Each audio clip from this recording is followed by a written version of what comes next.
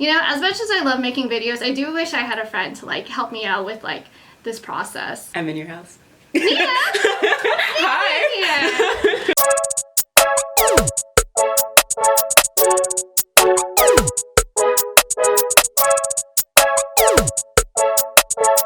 Hello, beautiful creation. So I discovered this glass shattering phenomenon about myself when I was editing my video. I didn't know how many times I used the word like in my daily vernacular. None of my friends has told me about my Valley Girl voice until I witnessed myself. So disregard that, focus on the conversation, the message, the dialogue, and how much we value the TV show. And if it really bothers you, make it a game. Count how many times I use the word like, and that's how many push-ups or ab crunches I'll do for y'all. So thank you. Hello, beautiful creations. My name is Jasmine Darling, and I'm a goddess in progress. And this is Nia. Hi, guys. And she's also a goddess in progress, because honestly, like, multiple people can be goddesses in progress, and also, like, I wanted to, like, include like-minded individuals who, like, share the same passion as me and, like, can help, like, you know, share information and, like, extend the conversation. Yeah. So yeah, like Avatar: The Last Airbender came out on February 21, yeah, and it's now its 15th anniversary, and it's been a huge part of our childhood. So we wanted to like do like a fun Q&A and talk how the show like impacted our childhood and also like impacted like our inner child and how it affects our current adult state. So yeah. So got some questions for you, Nia. Okay. So, because you're a huge Avatar fan, right? It is my favorite show of all time. Why do you like Avatar: The Last Airbender specifically? Okay, so Avatar came out during a time where I really needed it. It was when I was going through a lot of change. Like, I was now in LA from living in New Orleans, growing up in New Orleans after Hurricane Katrina. Yeah. And so that's when I first saw it. I know it came out in February, but I first saw it in when it came out for fall, I guess. It was probably popping around that time. Yeah, it was really popular around the time, so that's when I first saw it, and I really, I connected with all the characters. I love the sense of adventure. I love the philosophy, the stories, and I loved especially Aang's history, because I can really connect with that. Like, Yeah. I had a lot in common with Because he was Aang. an 11-year-old kid, like all of a sudden it's 100 years past, so he's like going through this like kind of weird revolutionary traumatic state himself. Yeah. So I think that's like beautiful that you made that connection to Yeah. like a cartoon character, or like the animators made that like kind of connection for like, you know, kids who are like similar to you. Yeah. So, the reason why I like Avatar: The Last Airbender when I was like a kid, like one, it had like this huge like diverse cast that you really didn't see a lot in like cartoons. There was like people of color, people of like disabilities, and like they didn't really have like much of like a voice, or like you didn't see like people with disabilities as heroes. So the fact that kind of like highlighted that, okay, Bessie, just walk through my set. Beautiful philosophy throughout the whole series that like even as a kid you understood what was happening. Yeah. And like there was just like that mixture of like adventure and comedy and like lightheartedness, but also like seriousness. There's a lot of mature things. And the whole like idea of the show was like balance too, played such a huge part in our childhood.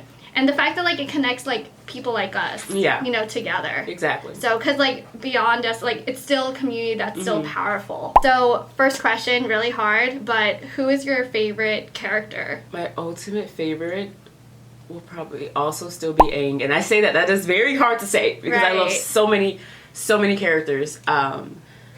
He is my favorite character, again, because he was a young, I think it was important that the creators in that show show a young person, Aang, going through something. He was the youngest of all, too. And he was 11/111. It was 12. confused. 12. 12? Yeah, 12, yeah. Okay. He was 12, 112. Yeah, I was really confused Yeah. about, like, why was he your favorite? Because he always reflected for although he was going through like all these traumatic things, and although he had this amazing support system, he still was doing a lot of stuff. There's still a lot he had to go through alone, and I think that speaks a lot to all of us. Although we can have amazing support systems, we still will always live like in our own minds in a way. Right. And he always reflected inward. Like he always looked for the answers inside himself. He always reflected and asked. Although he's had all these other avatars, when he turned inward, he always have these other avatars there, but I think that was cool to show kids like how to just like that kind of weird like self-reflection, self-meditating, and you like, can you can pull through even like you can pull it out of yourself. Like he always had that. He was always a leader that way, and I really love that. But he had a lot of pressure for like he had a lot of pressure. age. Yeah, he had so much pressure, and I related a lot to that. I relate to a lot of Aang's circumstances. He had a lot put on him, and he was very young, and he didn't really have anyone to, and that's what I'm struggling with now, like, he didn't really have anyone to show him the way, or what was the right way to do it. Literally the last Airbender. Yeah. So he didn't really have that much mentorship. He had to find it on his own. Yeah. Earlier, you didn't say Aang was your favorite. So this was like a 360 that you chose. Like, who did you say before? Was it Toph or Katara? It was Toph or Katara, I think I said. I relate. So Toph and Katara, they balance each other out really well. They were two perfect symbols of femininity in a way to me, because like, and I feel like in shows when we were younger, they show like you're either a girly girl or you're a tomboy. Yeah, there's and never they that both balance. kicked. Yeah, and they balanced. They both had. They were individuals, like they were still individuals. They had like they were both very headstrong, but they still kicked butt, and I love them both so much. But you like switched on me and like chose Aang. Aang still rings true. It's still tough. Sokka, but like I think Sokka's more of like a like a character crush more than like a favorite character, just because I do love goofy guys. But honestly, like deep down, I really like Zuko a lot, just because of like his character development. Anti-hero in a weird way. Basically, that's what I'm saying. Oh, that kind of goes against what I said earlier. How we did it. Zuko's character development, like we didn't see that coming, but then that's an example of like, no, he still kind of had some like he still had some parts of the other side in him. Like he had, it wasn't a clear dichotomy. But also, he had this like inner battle, his family situation, where what was it? I believe it was his father's side was like, his father's father was like evil, and like his mother's father was one of the like, what was it, Avatar? She was he was actually related to Avatar Roku, I want to say. So in a way, him and Aang are kind of related in a way. in a weird way. So it's this weird inner battle. It's like, yo, my good side of my family or my bad side of my family. I forgot about that. So because his grandfather, his paternal grandfather wanted world domination, right, and kicked off the war, and then his maternal grandfather was like, wanted to bring world peace. Like that was his role, was to bring world peace. So he had this kind of weird inner conflict that he had to discover himself. I'll tell you, Bosco. Hi, Dante. I know. If you see this, and like you created our childhood. I know. And then like it was so funny too, because like if you added the word y'all at the end of like Zuko's like, words, it's basically the American Dragon. Jake Long. We're gonna take a short Q&A break, and we're gonna do like a quick like fire award ceremony to like underrated characters. Best sidekick goes to Appa, because without him, like they couldn't really travel and go far without him, Momo, because he was a part of Aang's heritage, and that was great for Aang to have that companion on their journeys. Favorite master, go. Iroh. Iroh had a chance to have a lot of power, but he gave up that power so he could help bring peace to the world. The other favorite master goes to the moles who helped Toph learn how to earthbend, because she was also blind, and moles are naturally blind. So like they kind of helped her like learn how to like feel the earth. Underrated character, go. Suki was able to see the trees while everyone was focusing on how big the forest was. She was able to like problem solve very easily and quickly. Underrated character award also goes to Tio, because even though he had a disability, that didn't prevent him from like learning how to fly. Best OTP, original true pairing. Honestly, even though like Sokka and the Moon, like we love a good like Sokka and I love Sokka and Suki so much. Yeah, Sokka and they Suki, were so honestly, wholesome like and healthy and beautiful. Favorite line, go. My cabbages. I'm just gonna go with that. According to my boyfriend, hot leaf juice. Hot leaf juice.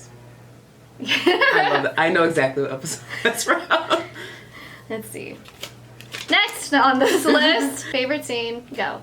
Favorite scene is the episode where Zuko and Katara are looking for the man who murdered her mom, and she finally hunts him down and corners him in like a forest, and it's raining, And Katara was, questioning him, saying, "Do you remember the waterbender you killed?" And she was like, "No, you killed my mother. She was protecting me. I'm like the real waterbender." And then she stops the rain. It was such a powerful, like, such an amazing scene. That scene gives me goosebumps thinking about it. I was like, oh my gosh. It looked like she was about to. It looked like she was about to take him out. Because she already bloodbend. Like, she didn't want to bloodbend, but she already bloodbended in that episode. So I was like, I think Katara might kill this man. That was really powerful. Oh! So my favorite scene is like when Zuko and Aang like try to learn how to, like, what was it, sunbend, or like use the sun, like learn from the sun, basically. Basically, in regaining Zuko's ability to firebend, because he was only bending from anger, and he had to kind of relearn how to firebend. So they were doing the whole like dragon dance, and like they had to like work together to do it. So like in that moment, I felt like, that's when like they learned to trust each other and work together. It's just such a defining moment, because they were about to get like eaten by the dragons too. Can we also acknowledge the beautiful like choreography, like with the animation? Because like that one scene where like they do the dragon dance with the dragons, like their movements together with aligned with the dragons, like that was like pure art by itself. There's so many pieces in Avatar, but that I know exactly. There's what you're talking about. And the colors of like the flames from the dragons also, I remember that was really, really, really beautiful. Yeah, it was like this epic moment. They were like all swizzled up, like whoa. And in that moment, Zuko like understood. Yes. And I was like, what do you understand? Exactly. That was it. Okay, so Nia, you are a Virgo, right? Yes. So, do you feel like your sign, according to being a Virgo, applies to you? Yes and no.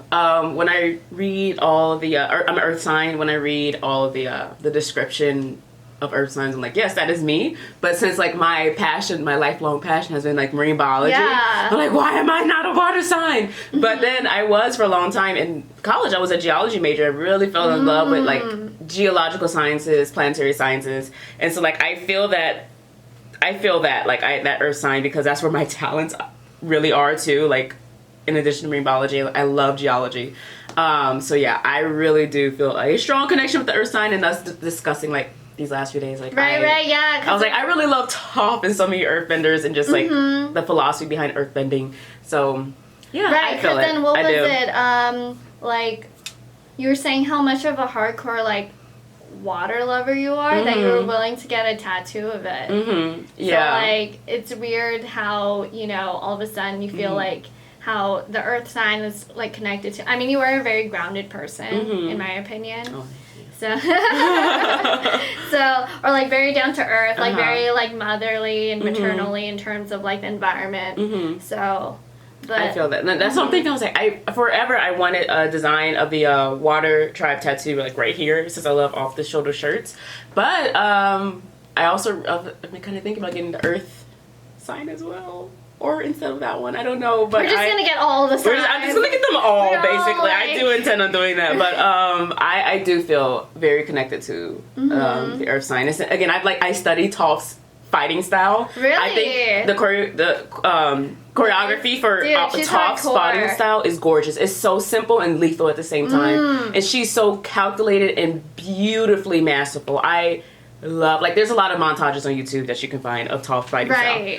So yeah. So I'm a Libra and I'm an air sign, and for me, like, I do have a deep connection to like air. First of all, I was born not breathing, so literally like the breath of life, just like it's so like small and simple and underestimated, but it does make a huge impact on and like it's life. Omnipresent, literally. It's like it makes a huge like.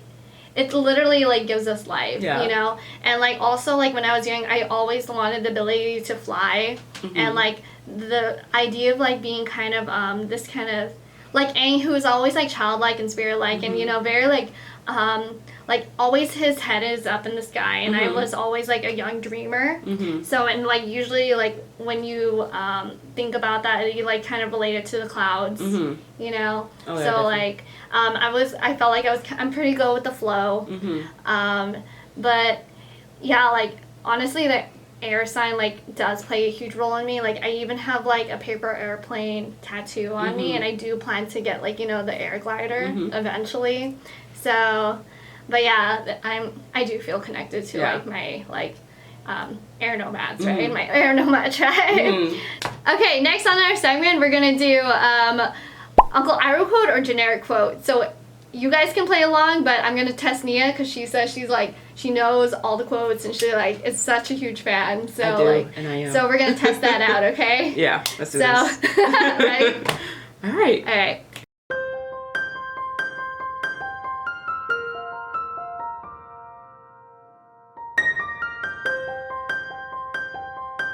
Sharing tea with a fascinating stranger is one of life's true delight. Uncle Iroh. Okay, Yes. but where, do you know which scene it's from? That, at first I thought it was with one of the dudes from the Earth Kingdom who tried to rob him, but I think it's with Toph. Yeah, it's with Toph. Yeah, he shared tea with Toph. Wow, I'm so impressed. Like, I had to search that up, so I'm like really impressed that you already had that like ready. Sometimes the best way to fight back is to rise. Oh goodness. Oh no. Follow your gut. Follow your gut. Generic. Yes, generic. Okay. Hey, 2 Okay. points. Hope is something you give yourself. That is the meaning of inner strength. Iroh. Yeah. Okay. All right. Okay. Yeah. All right. So basically, like, you know, this was the scene when Zuko was trying to like give up on himself, and then like Uncle, like he was like, oh, I don't know what to do. Like I think I'm gonna give up this mission of myself. Like I don't know. Like I think I'm gonna give up on myself. But then Uncle Iroh was like, oh, like honestly, like the best thing you can offer yourself is hope. Don't be afraid of your own company. You may find yourself a very pleasant companion. Iroh. No. Oh wow. Okay. Kind of throw you off. So, oh wow. Okay. Yeah, you know me. I try to like find quotes that are similar. That was very. That sounds like something I wrote. It's all good. I know, right? Thank you. Never forget what you are, for surely the world will not. Make it your strength. Then it can never be your weakness. Armor yourself in it, and it will never be used against you. Generic. Yeah. Okay, that one. Yeah. Yeah, it's by George R.R. Martin. Oh, George R.R. Martin. Yeah. Game of Thrones. Yeah. Oh, I didn't even know it was from Game of Thrones. I was trying to find like a fighting quote. Yeah, there's a lot of fighting in Game of Thrones. While it is always best to believe in oneself, a little help from others can be a great blessing. Iroh. That is definitely Iroh. Yeah. Do you know what scene? That is when the young guy in the Earth Kingdom, when he had his little tea shop, tried to rob him, and he even taught him like perfect robbing, like how to stand. What? Like he taught, cause he was like shaking, like his knees are like chattering when he was trying to rob him. If you're gonna be like anything, be good at it. Yeah. And he like Not saying he you even should like be a gave him villain or tea. bad guy, but yeah. Yeah, he really helped him out. Like I think he gave him food or money or something. He gave him, I know for sure, advice. Yeah, he gave him kind advice. of career but he advice. Gave him tea, of course, and yeah. Everyone you meet has something to teach you. Generic. Yeah. Hey, that was generic. Yeah. Honestly, we all need an Uncle Iroh in our life. Okay, so we're gonna end our video soon, but I want to first ask, like, how did Avatar: The Last Airbender like kind of help shape your childhood, and like how has it made like a huge impact on you like as an adult? I literally cannot imagine my life without the show. Like the show was such a positive force in my life. Again, when it came on, I was very, very porous to the world. So to absorb everything from this show when I was post Katrina was really great. Connecting with Aang, seeing this character who went through something traumatic, and all these young characters who went through something traumatic and having to deal with it. They were all like 14 and under. Yeah. So like middle school age. And Zuko, I think, and Sokka were like 16, but still, that's young. They were super mature to me at the time. Right. They were like, what was it like? Oh, you're just a kid. Like, well, you're just a teenager. Yeah, exactly. Like but oh wow, the diversity was very, very much needed. That sense of adventure, I feel like. Especially like for brown skin characters, there's not a lot of diversity for kids of color to look up to.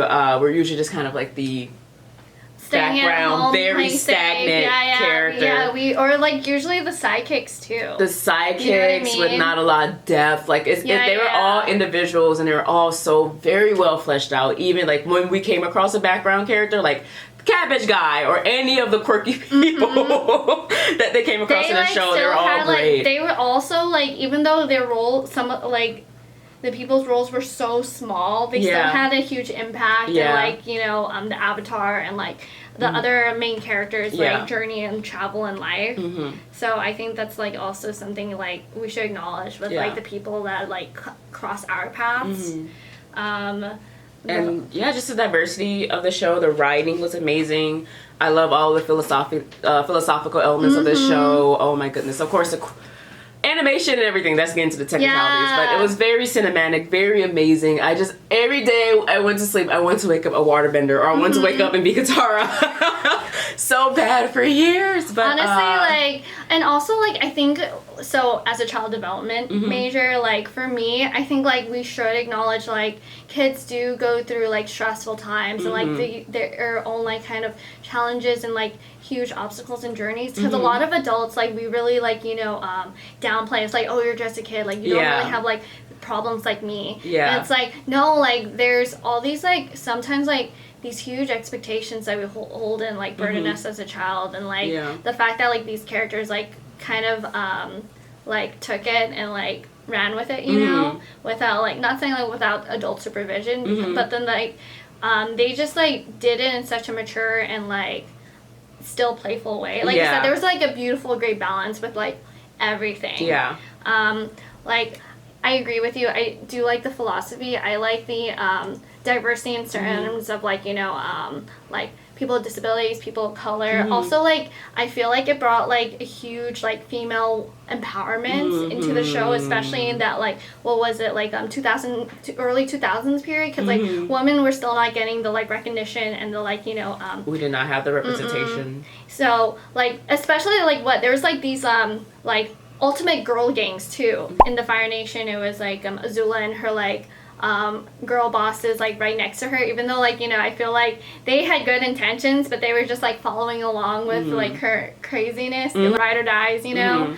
There was also the Kyoshi warriors who are like the group of like what was it, they used fans as like their weapons. They weren't benders at all, so like the fact that like they had to create their own like fighting style, they had to stand up, but it was like femininity in such a powerful, strong way. I like how they used Sokka to like, because Sokka was like making fun of their fans and everything, like, and they were kicking his butt. And then I was like, ladies, like I know, like what was it?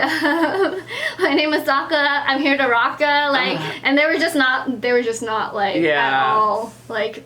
They were not. They're not having him, and then like they had to like influence him, like, hey, we're gonna teach you our style. It's actually hard to do, and like so it kind of like they changed like what was it, toxic masculine like mindsets, you know. So it was great. It was such a force of representation in that show, and I think if you like come from a place where if you don't see why representation is needed, you didn't watch the show. You guys didn't watch the show, like, or you probably represented in most of the shows. But everyone can relate to Avatar in some way. Connections and like still like talk about it even 15 years later. So still getting goosebumps over scenes 15 years later.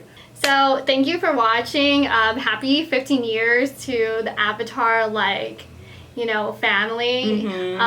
If you guys like, so there are spoilers here, but like you're come on guys, it's been 15 years. Like, I've seen people. I remember I in college, like, people haven't watched Avatar, and then like my group of friends will be watching it, and then someone will come like into the office and be like, what's this? I'm like, what do you mean, what's this? Thank you, Nia. Of course. So where can they find you on social media? You can find me on Instagram at Cinnamon Beignet. Okay, if you want us to like, you know, do more videos, maybe of like talking about our favorite childhood shows, maybe Legend of Korra for the next one, like comment, like, and subscribe. I would really appreciate it. Lots of love and luck in your future endeavors. Thank you, Nia. Bye.